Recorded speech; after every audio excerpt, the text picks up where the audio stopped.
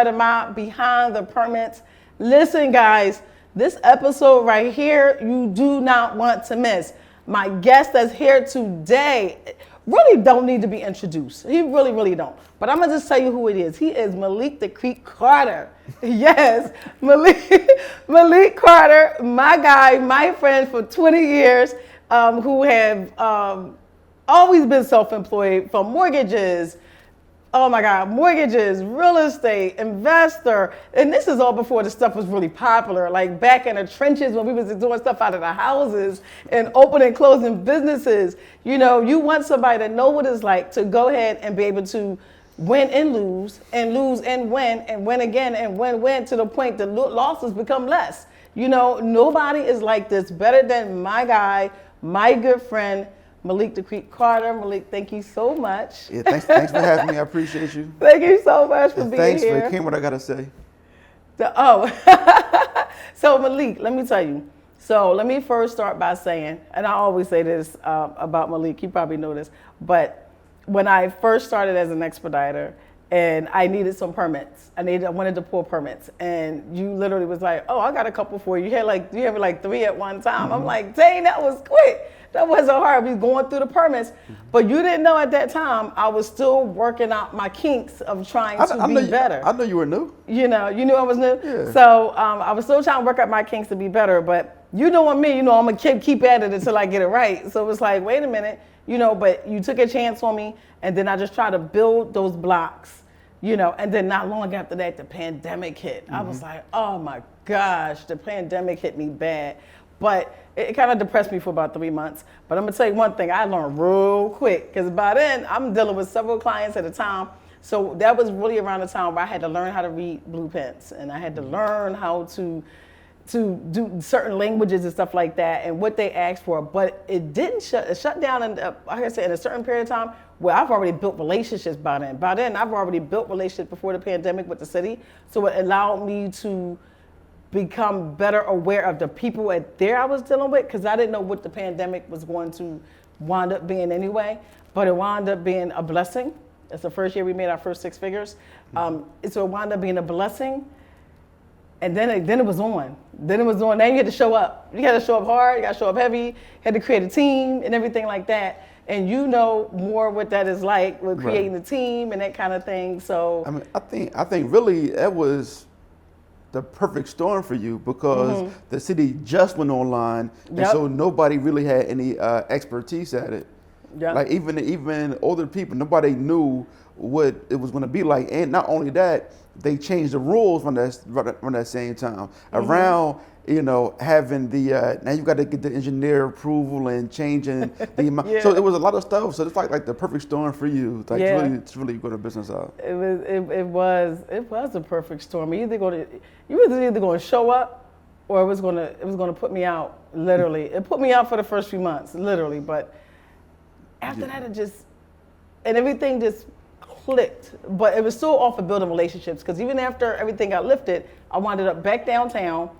And things changed a lot, you know, and policies changed, people changed, the way they have setups and stuff like that changed, you know. But of course, it was for the better in some instances for my business, which was that perfect storm. Now, instead of submitting 3 permits a day, I was able to submit up to hundreds in a day. Wow. Because of the Eclipse system. We could do 20, 30 permits a day. We do like 40 to 50 permits a week. So right now, we are like really, I mean, we've been really, really rolling to the point now I have to, staff and virtual assistants and HR departments and that kind of thing. Right. So that's good, but I still get in the city, because you can't do everything from the computer, which is cool, because now I still get to see the people I used to see, but now it's better. So that relationship is not new.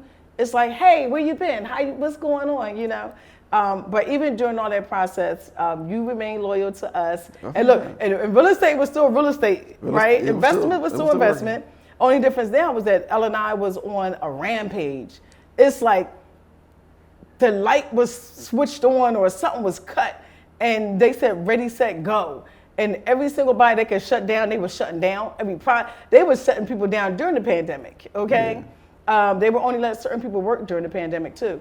And you had to have special permits and special licensing and OSHA 30 certifications. You had to have all these different things now in order for you to actually go ahead and work. And then, but right now they're still kind of tight too. You know, they ain't slow down at all. Super tight. So they are. Listen, you go ahead and act like you want to paint your porch today. If they feel like you put some new wood up there, they shutting you down. Yeah, I mean, my first stop work order was the one you did for me on Pine Street. That one, right when that was right going into the pandemic when they changed the rules, right? And so what I used to do, I would start my project, go down, order permit the same day, keep it moving.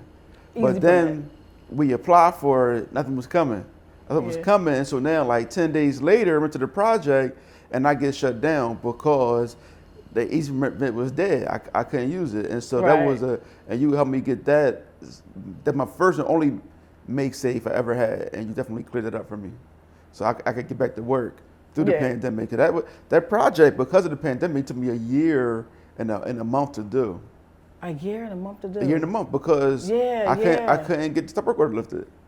Yeah. I couldn't get it lifted. Was that the one where the inspector was called out and I had to show up? Yeah, that one, exactly. Stop! I remember they kept failing y'all. Yeah. And I had to show up and whatever circumstances. But but that project is finally done. That was done. I sold. I mean, even after all the headaches, I still made a lot of money on that project. Dang, that's because of location. You good with those locations? I mean, everybody should be good at the location. That's the most important part of the business. Location. Yeah, but that's your nest. Your nest is like. Yeah, but it's more than just that. It's a lot of blocks around there. It's like nobody should be guessing where to invest. I agree. Right? Everything, the city tells you where they want you to invest, how they want you to invest. What I say that is like this, right? The Philly 2035, they tell you exactly what's going to happen. You just have to get in front of it, and you're going to make money. So if you're not a reader, you're not going to make any money. If you're not a reader, see that's it. You have to read. Not only just read. Like I say all the time, that reading comprehension is the number one skill you need to make money in this business, right? You can read, but you have to comprehend, also what you're reading, right? And so, yes, understanding where to invest, how to invest, but the city also tells you how they want you to invest. By right, they tell you we only want single family here. We only want multifamily here. We only want commercial here. They tell you what they want you to do. So if you just follow what they want you to do, you'll make money. Right? Exactly. If you go against the grain, it's going to cost you money. It's going to cost you money. If you go against the grain, it's going to cost you. Like now, sure, you could get a variance. Absolutely, you can get a variance.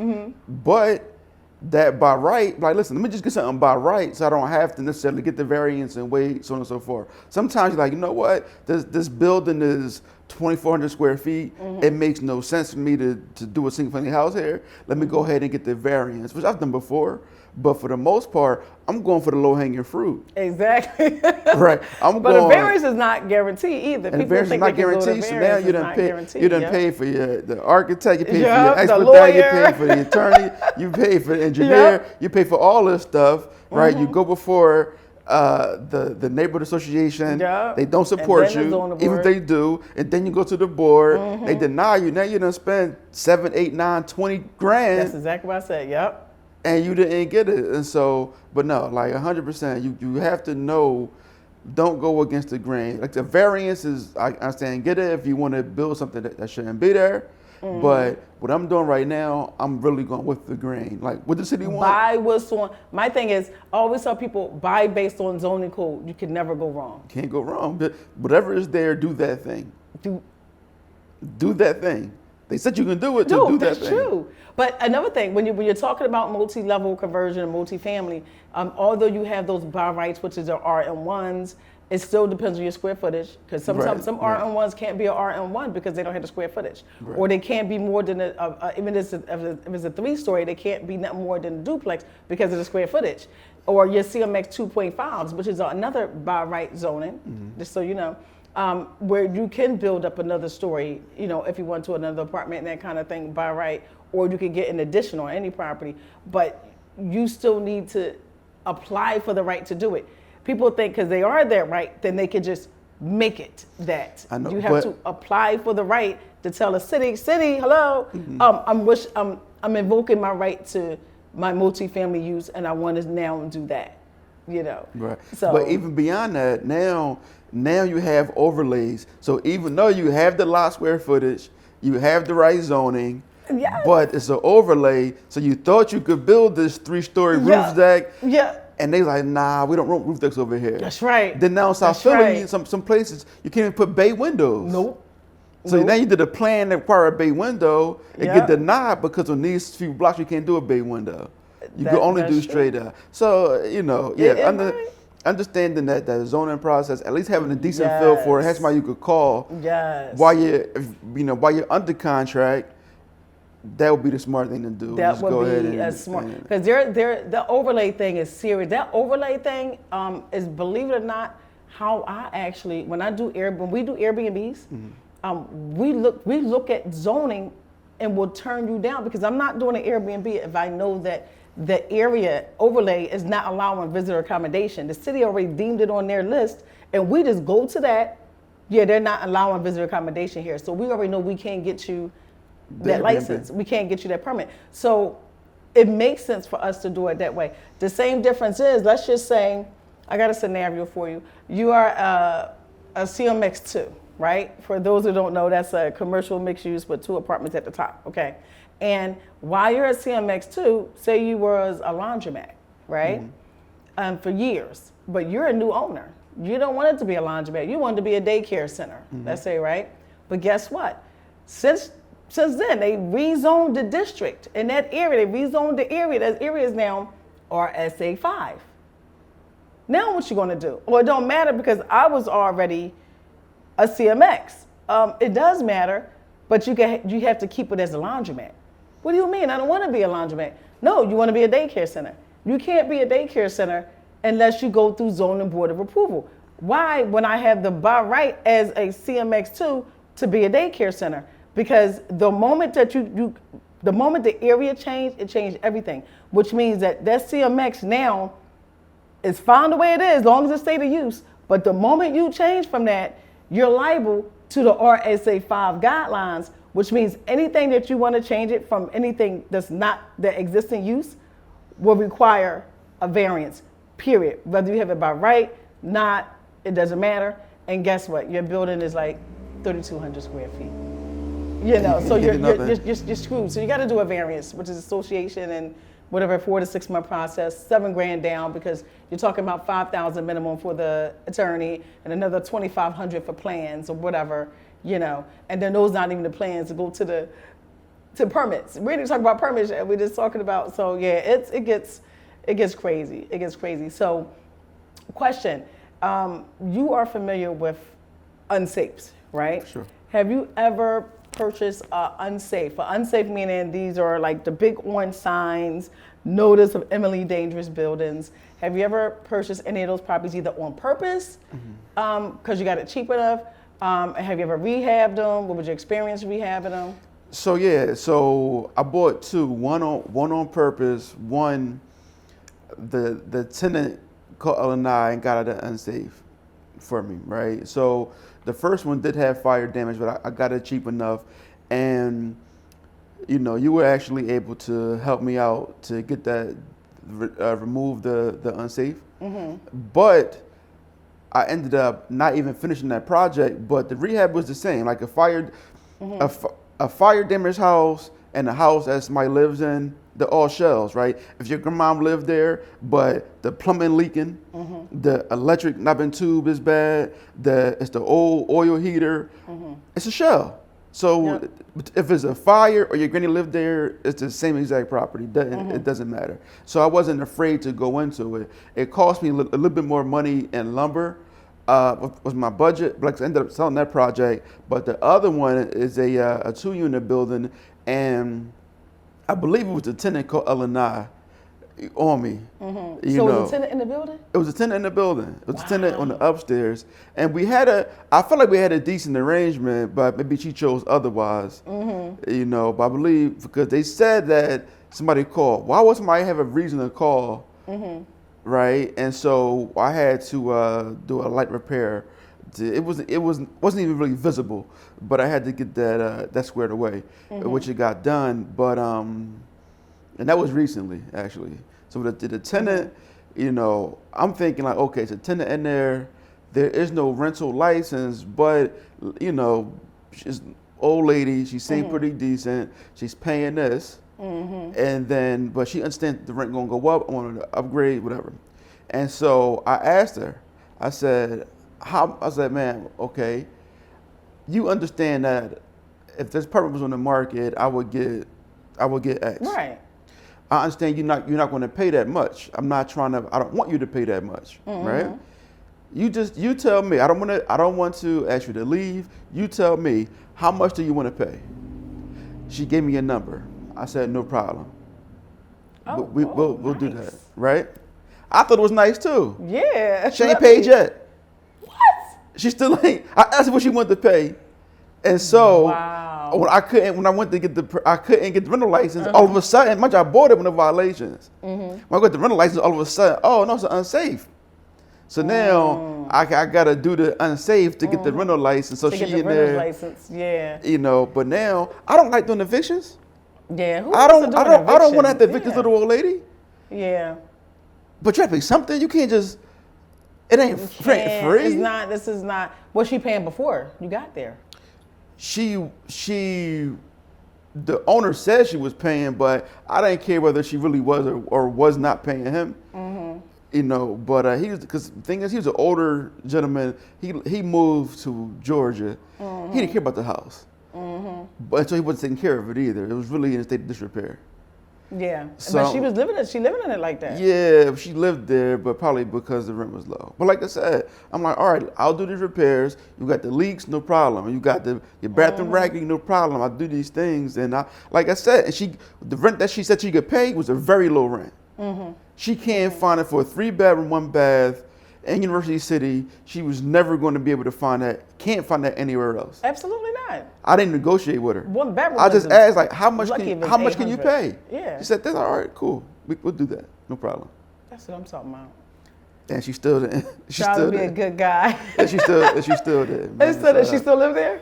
She's still Oh there. yeah, because you have to now go Right. through the So now, the right. phases So to I just clear it the out. make safe just got lifted like 2 days ago. Right. You Right. know, and so now I got to get Right. rental Now you license. gotta do that work. And now You I got gotta to do get an the ejectment. rental I'm going to evict. I got to do an ejectment on her. And now Yeah. she's going to go to court and like, I'm gonna pay. No, I don't want your money. No, I anymore. don't want the money. I don't want the money. I agree. It's over with. I agree. I absolutely. So you know, 100% these are agree. things you're dealing with in this business. But for all the complaints that come, the first of the month came, and all my complaints go away. Yeah. Listen, they're like ching ching, ching ching, Yeah. ching ching, yeah, ching ching ching ching ching ching. Yeah. All the complaints go away. At least I for that know, one, right? for that one day, I don't have any At least complaints. that one day Yeah. between the 1st and the 5th. After that, then I'm back to being back to business. That's a dopamine hit right there. that lasts me. So. I know, it's crazy. But I'm curious about that unsafe, like the one you talked about before that you sold.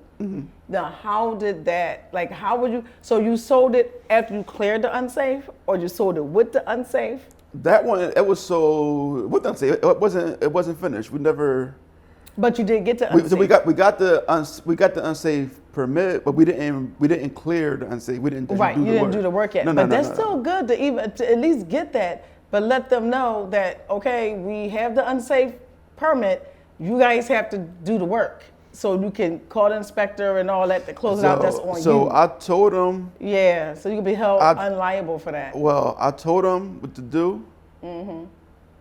But they're going to change everything. They want to change the blueprint. They want to change everything. Well, they can do that, but they got to clear the unsafe first before they can get to that But part. listen, they started them on the same day. I'm like, Yeah. they tore the whole front of the house off. All right, guess what? They're going to be calling. They're Yeah. going to get it start work. Like, even if they do that and that unsafe expires, it goes back to an unsafe, even if the property was torn down and rebuilt. Like you, on a piece of land will be an unsafe, even if you tore it down to the ground and you still have to clear You it. still have to clear it. Yeah, well, the city need money, right? City got to do Before their the thing. city will allow you to So it's tough. put a regular building permit on I it. will say this: the city of Philadelphia is making it very difficult to be a landlord. They are. Like, I just found out today that they honestly, like when you're doing a simple curb trap, they're making it be an excavation contractor now. So they have to hire an excavation contractor to come dig up the ground separate, or you got to get that certification as a plumber. Or you have to get this For the curb trap. So the curb trap has to be done by a master plumber, of course. Oh, always, yeah, for sure. Right. So when you're getting that done, to do the dig up, the master plumbers can't do it no more. You have to go get an excavation license or something, or a certification, or ask for the contractor to come and dig it up, and then the plumbers can go in and do the work. That's the new thing right now. So you have some of my plumbers. That passed? That's done? That's official? Yeah, it came out. I'll send you a newsletter. I have Bria send you a newsletter. So now my master plumber just today was saying, hey, yeah, Paula, I'm looking into that class. I got a class coming up. He's looking into that class. Now I'll let you know about the class too. Class coming up for him as a master plumber, so he can take that class, the excavation, so he can get that license or that sort of. I said, are you kidding me? Are you kidding me? Why would that have to be an excavation? I mean, contractor. I would, if it was 6 feet or above, or 7 feet or above, I understand it. Yeah. I understand it, right? Yeah. Because, you know, the plumber just died 3 years ago. They could hole too deep and the dirt collapsed on them. So yeah, that's what he said too. Right. So Yeah. I get it. So I do understand, but like 5 feet below, like stop it. Yeah, 5 feet and If 5 it's, feet. but I mean, I understand to an extent. Yeah, that's when your OSHA come into play and all that stuff like that. When Right, the dirt you got to have a person that spots But you. the thing is, if it rarely happened, like that was the one collapse in decades probably. So they got a whole new law for one thing that happened in over decades. They do. No different. They still got to do better with the buildings. Buildings are still collapsing. Buildings are still collapsing. You know, not just the one in Center City, but that one up on in North Philly. Just collapsing, just falling down. I mean, you know, these buildings are 100+ years old, right? So, you know. Lehigh Avenue, the building literally just fell. The whole building just fell. You know, and I'm actually doing a permit on one across the street from it now, and they taking us through it, like big time through it. You know, so we're working our ways out of that, out of unsafe. But the building has already been reconstructed, but they exceeded the work, and now it's new construction. You know what I mean? So now instead of you went in there and got happy. Now you replaced everything. So now we got to go in as new construction, but we can't even do that. You know why? Because we got to first do the demolition, and we had to hire the demo contractor. We have to do the zoning. So you know, it's when they say, "How do you know so much?" Easy, because I got to deal with so much. I have to learn quickly so much.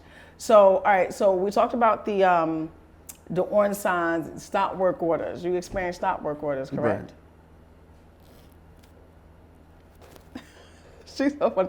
You experienced the stop work orders, right? Yeah, definitely. Yeah, that's the first one you did for me. That's the only one I ever did. One that you did for me on Pine Street. That's my only stop work order. Okay, so what was some of your, like, how much money did you lose on any of these deals? Like, if you lost money, I can't even calculate what I lost. So on the Pine Street, well, I didn't lose any money. I just didn't make as much money as I would have made. But so I didn't lose anything, you know. And it's just that right after when I got it done was 2021. So we got the MakeSafe in 2020. Well, you know, we just stop order. And then COVID happened, so we couldn't get anything done. Yeah. So the house didn't get done and sold until 2021. But the best part about it is home prices had skyrocketed in that year's time period. Right. My goal. Did. That's right. My goal for that house to sell it was $280. I understood it was like $330.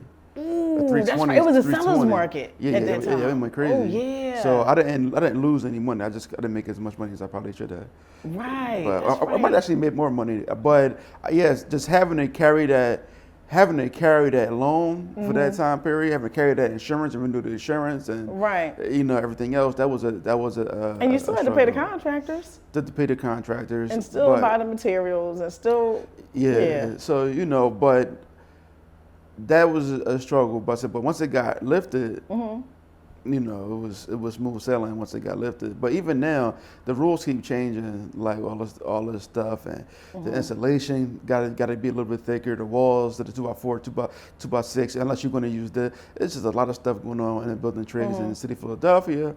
But what's going to happen is there's an article that came out recently where construction permits drop like crazy. They said 2021, it was like a record year.